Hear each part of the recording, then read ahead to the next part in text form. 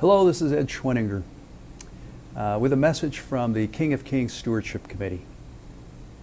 I'd like to talk to you for a few minutes about what stewardship means to me.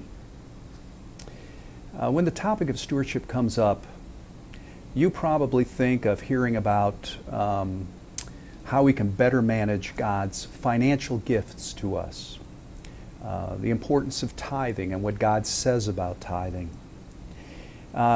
But this discussion is about what stewardship means to me, and I'm going to talk to you about a lot more than just tithing, because stewardship means a lot more than tithing to me.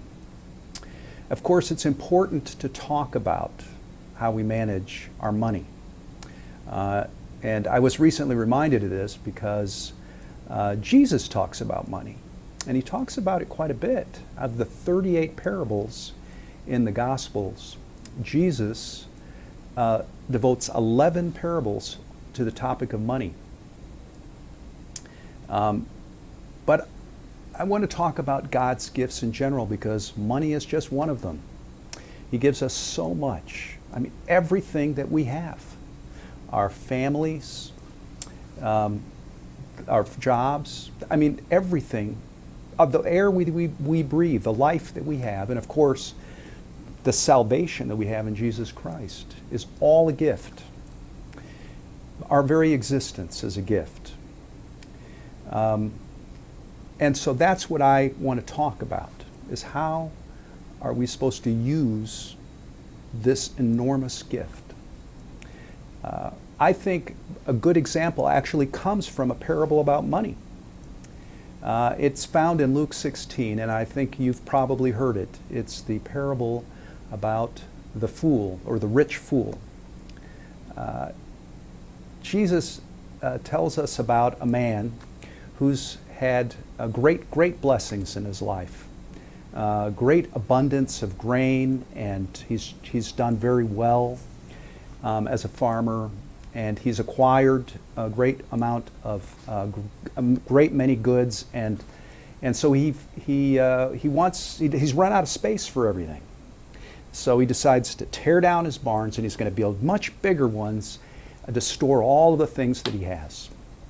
And in that way, his good future will be guaranteed. He'll be able to relax, and he'll be able to eat and drink and be merry and just live the good life from now on. And as Jesus tells the parable, that very night, God says, "You fool, tonight you're going to die." And then, who's all of these things that you've stored up, who are they going to belong to then? And I like the parable a lot because it teaches us a lot of things. We shouldn't hoard. We shouldn't be so selfish in our lives.